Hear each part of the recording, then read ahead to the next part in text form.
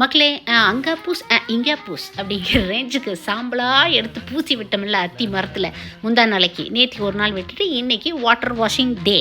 ஆமாங்க, ஒரு நாளைக்கு மேலே பழங்கள் மேலே சாம்பல் இருக்கக்கூடாது. அது பழங்களோட பழுக்கிற தன்மையை மாற்றிவிடும். சரிங்களா? இமீடியட்டாக வாஷ் பண்ணிடணும். நல்லா பழங்கள்லாம் பழுக்க ஆரம்பிச்சு சொன்னோன்னா நிறைய முகம் வந்துருச்சுங்க.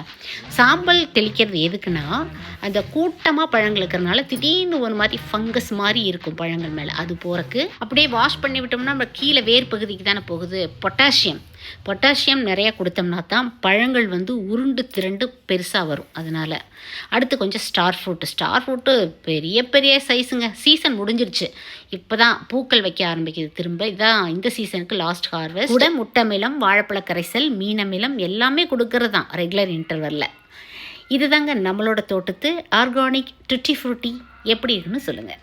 Happy gardening.